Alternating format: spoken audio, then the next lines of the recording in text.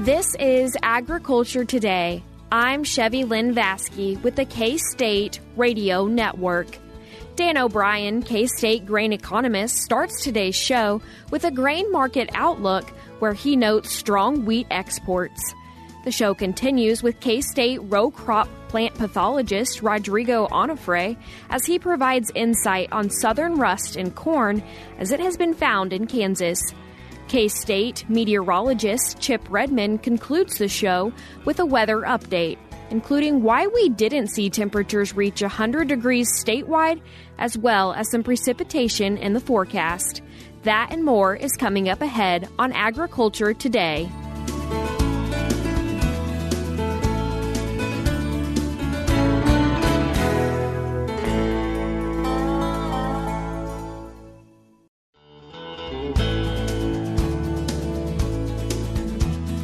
You're tuned in to Agriculture Today. I'm Chevy Lynn Vasky. We begin our Friday show with a grain market update from K-State grain economist Daniel O'Brien. Daniel, thanks for taking the time to join us today. Yeah, thank you, Chevy Lynn. Daniel, can you give me a brief overview of the market? Since we talked a week ago, not a lot has changed in terms of the weather outlook and how that feeds into the production forecast. In fact, in the Western Corn Belt, we've caught some rain, and that's been positive for crop prospects. When we'll have new information on crop ratings coming out on Monday, and so far we haven't shown any real risk or any real worry in the market. There have been, as I watch weather maps, there's some dry areas in the 3I states, particularly in Illinois and Indiana, and it varies depending on which map you're looking at and how sensitive they are. But there are some areas that I've heard climatologists that are involved in the crop side as they've described as pockets, small pockets where things aren't as tremendous, but so far I guess we haven't had any major weather pattern that's really caused us to worry a lot about crop development or where we stand, at least for corn. And then the adage generally still holds true that we understand, the markets understand that July weather is really important for corn development, for tasseling, for the beginning of ear fill and all of that, for pollination. Now, and what can happen in August still could come in and do a lot of have a major impact on the U.S. corn crop if we turn really, really hot and dry, 100+ degree temperatures for extended period of time. That would still affect things. But we're through the major part of the reproductive phase of corn and generally setting pretty well. And I think that's why you see D's corn futures closed yesterday at $4.20. And if we were really worried about the size of the crop, the markets would be a lot closer to $5, if not over that. Well, we're pretty conservative with regard to prices right now. And for soybeans, we're most of the time we're looking towards August as the month where flowering, pollination type of reproductive aspects of that crop occur. And so we're really entering a more vulnerable phase for soybeans. But again, you look at soybean futures for November, $10.24 and a quarter. Again, not $12, $13 if we had any crop risk. Also not $9 or $10 if we really saw things fall in terms of supply demand balances, them growing, et cetera. So we're setting for our major crops, and I'd throw grain sorghum in on that in Kansas in pretty good stead. No real worries yet. We're still not even into August, so it is too soon to really to put these crops quote in the bin, but we don't have any worries at this time, and the markets are pricing these commodities with regard to that perspective. And for wheat, here for U.S. hard red winter wheat, which is what we're mainly worried about we're focusing on in Kansas, harvest done, essentially, and we've turned our attention to the demand side, to usage. And if as time allows later on, we may come back to that and talk about some of the export strength we've seen of late. What are the cash markets looking like? Yeah, when you have markets that generally aren't worried about production risk, they're not really that high. We're seeing cash price levels that generally cover. I think in general we can say they're if nothing changes, cover direct cost and may not cover full economic costs. The other side of that coin is if we do have large crop yields in Kansas and elsewhere in the U.S. and have more bushels to spread our fixed costs out over, then we're in better shape. Then we're in better shape if that occurs than to have low prices and just so yields. If we are going to have large yields, then as farmers are looking at the best revenue they can get, there's two sides to revenue from the private side anyway, with excluding insurance payments or government payments support. It's to have lots of bushels and as high a price as you can get. If we're kind of destined to have just a so-so price, then we hope we have lots of bushels, and we'll see where things go. I would say we just got done with wheat harvest, and we've got we really have variation around the state on wheat. You have the high prices of 533, 531 in Salina and Hutchinson, 508 in Topeka, and then elsewhere around the state it's closer to 450. So no surprise that we have the highest prices in the central part of Kansas, where the main rail systems as such are, and that does feed into the strength we've been seeing, particularly in wheat post-harvest. Again, generally low prices, helping to spur on movement for the week ending July the 17th. Data just coming out on that yesterday. On Thursday, it always trails by a week. We had for the U.S. about just under 28 million bushels of wheat actually shipped, and we need about 16.5 to meet the USDA's projection. So that's great news. For hard red, we had just about 12 million bushels shipped, and we need about 5 to meet the USDA's projection. So these are big times in terms of wheat export movement. Even hard red spring wheat had about 6.4 million bushels, need about 4.7 to meet all that. So I guess I'd say in closing, so we're sitting here right now, we're just about to August 1st, USDA surveys to farmers of what they think will be their production numbers are going out to represent around the August 1st, plus or minus a few days. And then we'll have the August USDA August production reports and the WASDE reports all coming, and that'll be released on August the 12th. So as farmers look to the next time frame when we're likely to have a lot of volatility in the market, probably around that next set of USDA reports coming out on the 12th. So we'll see where we go from there. And as we speak, just to close, we hear more news about the possibility of different sales of grain going on. I guess I would say that we kind of go back to the old adage of the best cure for low prices is low prices, because it starts to spur demand. And it looks like we're starting to see some export demand coming along, and in response to some better buying opportunities for foreign users of grain. Daniel, you've talked a little bit about wheat exports, and we've heard some news of strong wheat exports. Can you talk more about that? Yeah, the balance or the challenge in the wheat market is to see how the U.S. stacks up with other sellers on the world stage. And generally, we're looking at Russia or Ukraine as out of the Black Sea region as kind of world leaders, world price leaders. They need to sell grain to generate cash.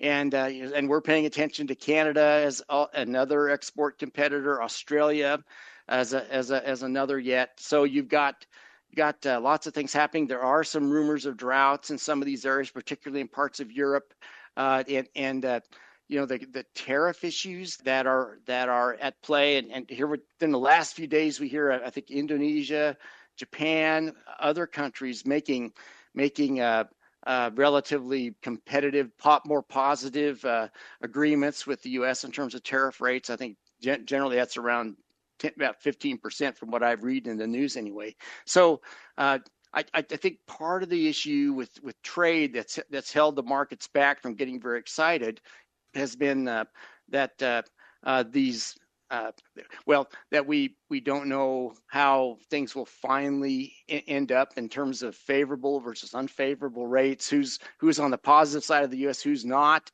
and so that uncertainty is one of the factors that's been keeping all the commodities lower, and has certainly affected us on the wheat trade side. We talked a little earlier about pretty strong movement for hard red winter wheat and some of the different classes. So I guess low prices on the one hand, a little bit cheaper U.S. dollar because of federal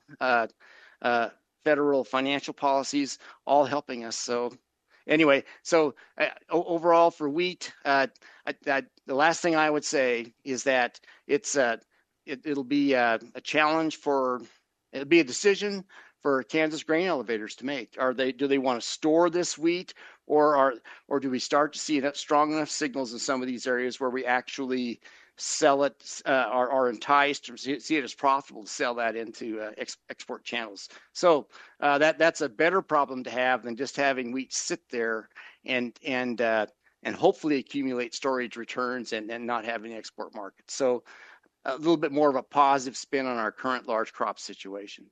Daniel, I appreciate you taking the time to join us today. Thank you, Chevy Lynn. Appreciate it.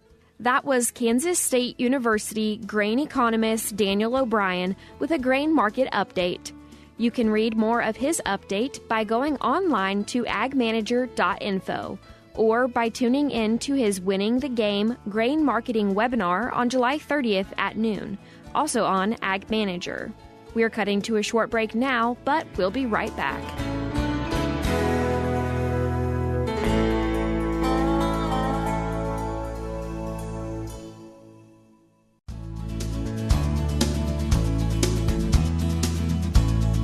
You're tuned back into Agriculture Today, and we continue our Friday show discussing southern rust with K-State row crop plant pathologist Rodrigo Onofre. Rodrigo, thanks for joining us today. Hey, thanks for having me here. Rodrigo, as we're wanting to discuss southern rust today, what is it? Yeah, so southern rust is one of those diseases that moves up into the Midwest every year. So we started tracking from the southern states, Texas, Alabama, and it makes its way here in Kansas right about this time. So southern rust is a fungi disease. So those are spores, right? Those are orange pustules of spores, primarily on the upper side of the leaf, and which is different than common rust that you can see on both sides. And as well, the color of common rust is more like a dark red, brownish, and southern rust again is those more bright orange spores.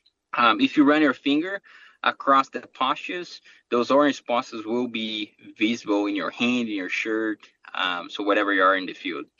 But again, I think for us here in Kansas, southern rust continues to spread in the southern part of the U.S. as well. Now it's detecting several counties across central eastern Kansas. And what's new to us as of this week is southern rust was just reported in Meade County in the southwest part of the state. If you'd like to see the map, Kansas Corn has a new corn disease resource center, kscorn.com/corn disease, where you can find a lot of information, not just about southern rust, but tar spot, corn leafhopper, getting a lot of questions on it still.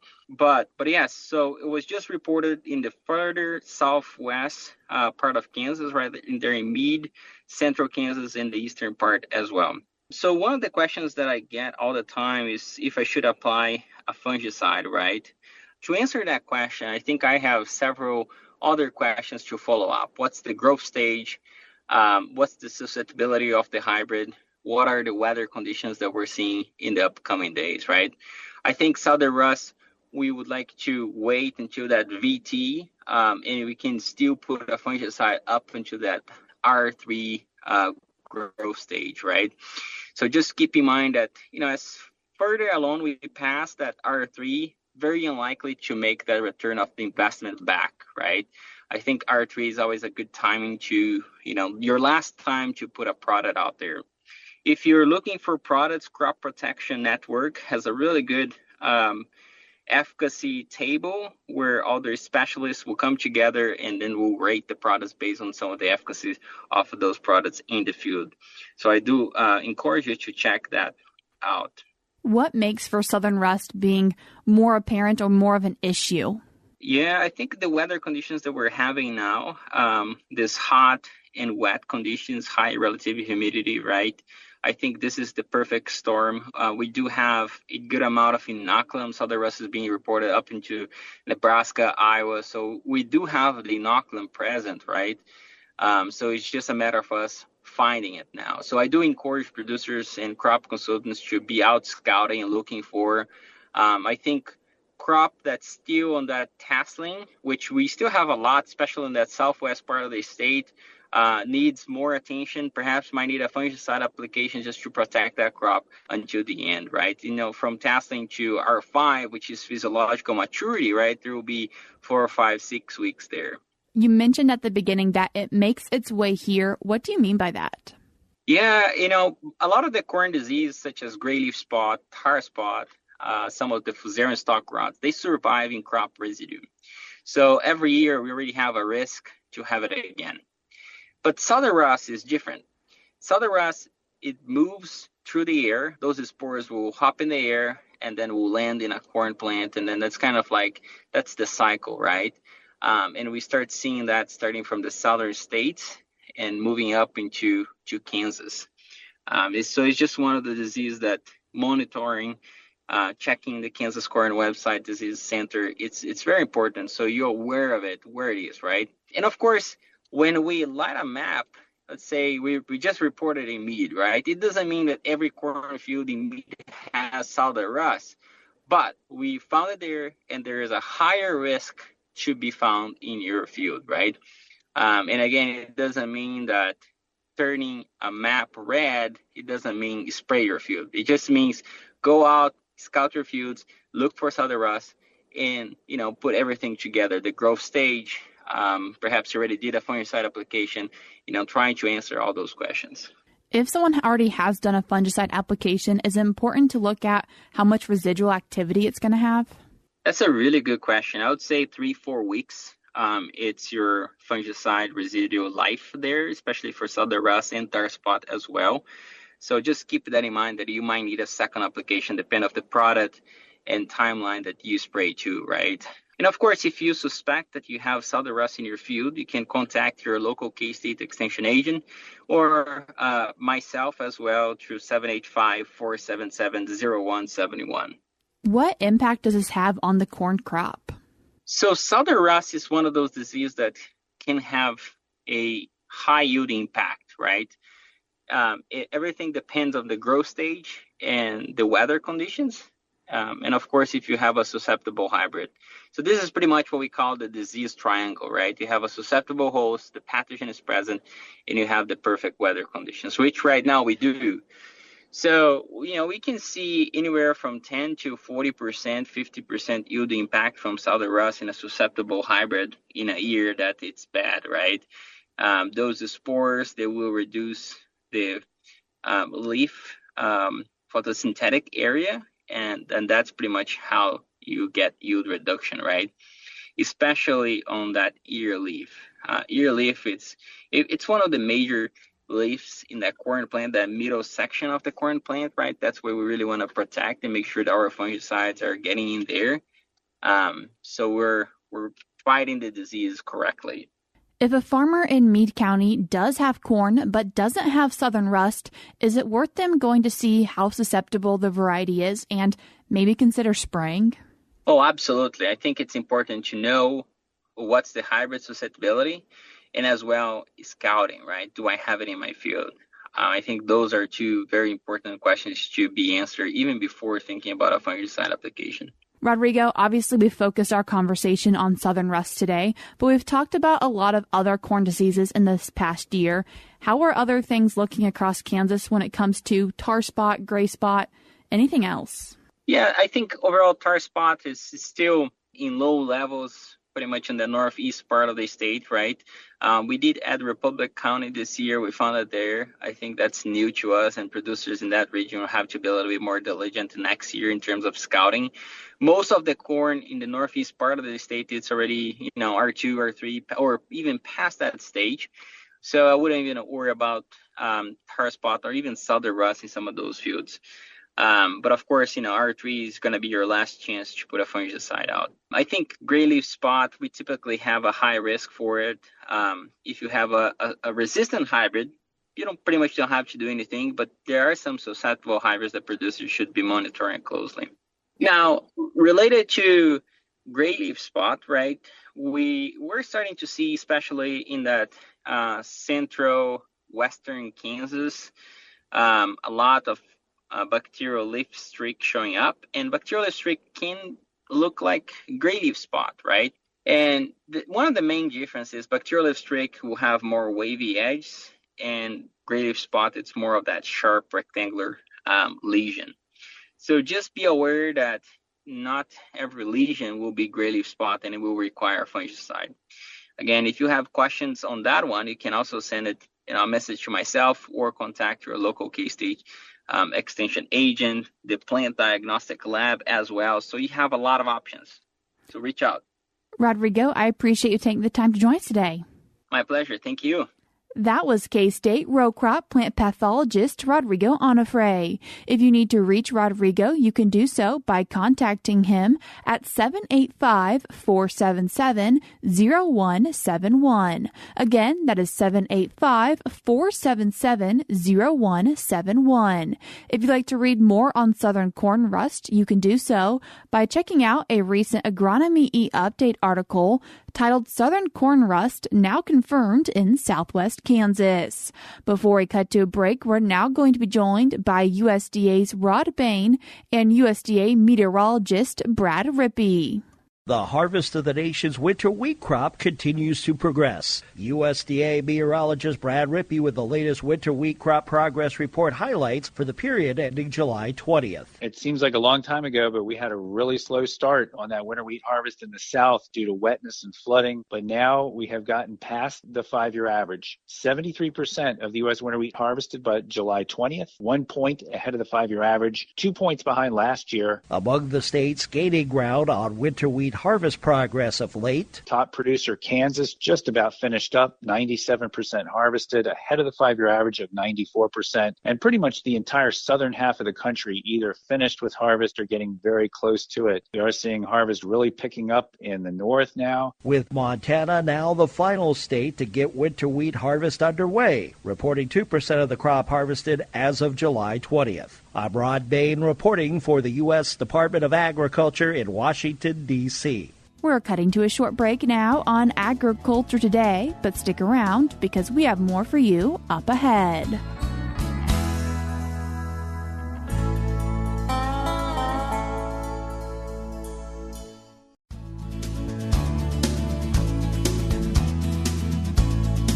You're tuned in to Agriculture Today, and we conclude our Friday show with the weather update from K-State meteorologist Chip Redmond. Chip, thanks for joining us today. Yeah, thanks for having me. Chip, this past week hasn't been quite as hot as we were expecting, and why was that? Yeah, when we talked last week, it looked like it was going to be widespread, 100 degrees almost every day for much of the state, with maybe the exception of the far west. And that's definitely not materialized. It's still warm. We definitely are seeing this with temperatures even in the 90s. I must mention we have seen 100 degrees in north central Kansas, more west of US 81, a couple of days, but not widespread by any means like we expected. And a big part of that goes towards just the amount of moisture we've had. We had a complex of storms that developed last week, and that resulted in adding a lot of moisture.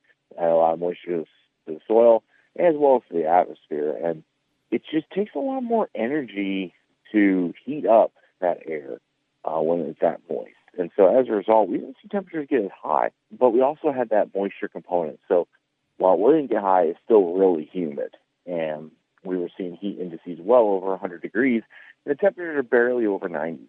And so that it's still hot, it's just you don't see it on the thermometer itself. So then with all that moisture around, once we got enough heat and we just needed a little bit of assistance from Mother Nature with a weak disturbance that moved into the state on Monday, and that was enough to generate thunderstorms that weren't in the forecast for the most part a week in advance. And we ended up with multiple rounds of thunderstorms that dumped a lot of rainfall. They were slow moving. They had a lot of moisture to work with that in the atmosphere, and We saw totals upwards of 9 inches in central Kansas earlier this week, and unfortunately resulted in flooding too. And that kind of led to a positive feedback. More moisture feeds more opportunities for thunderstorms, and we kind of, instead of being hot and dry, we've gotten stuck into this moisture pattern, which is the exact opposite of what we thought. In fact, the Climate Prediction Center had central Kansas and northern Kansas outlined for flash drought development. It's not quite happening. Are we going to continue to see moisture in this coming week? Yeah, so the forecast is this high pressure that's off to the southeast to shift west finally. It was supposed to do that this week. Struggled with it, which is why we saw precipitation chances with those weak disturbances. It does look like it's going to try to push again to the west over the central plains as it tries to move into western United States. Weekend into early next week, we've got a lot of recent moisture, though, and I just wonder if we get one little disturbance up into that high pressure, the potential is there for continued thunderstorm activity that may thwart that forecast as well. But right now, it looks like things will gradually dry out. And we will see temperatures get back close to the 100-degree mark, but I think it's going to be hard to get that with as much moisture as we've seen. It'll be likely the areas that missed out on the precipitation this week. What does our extended forecast? Are we eventually going to hit those 100-degree temperatures? Yeah, well, we're not going to see 100 degrees, I think, until we get more widespread drying. And this time of the year, we're tied so much to tropical activity. We've got a weak system down in the Gulf right now that's going to actually move up and around that high pressure and provide us heavy rain into Saturday morning. Beyond that, there's not a ton of tropical activity that we can really say that's where our source of moisture is going to come from. And as we move further into August and then into September, we need to get a little bit more predictability in these tropical systems. And right now, we're just not getting it. It does look like there will be a pattern potentially favorable for more East Pacific activity off the coast of Mexico, but right now they're all getting steered out to westward. Well, overall, it looks like we're going to average temperatures at slightly above average through the period, but there's a lot of uncertainty of how warm we get. And then overall, it looks like precipitation is going to become a little bit less frequent. Rainfall has been fairly timely, maybe a little too much for some folks, but hopefully timely for a lot more folks. And as you move into August, I think we're going to see precipitation start to taper off a little bit as you just don't have a true tropical system that's going to contribute. So I think we'll be at the slightly below average precipitation into early August. Chip, I appreciate you taking the time to join us today. Yep, thanks for having me. That was K-State meteorologist Chip Redmond. That's all we have for you this week on Agriculture Today, but we'll be back with more for you on Monday.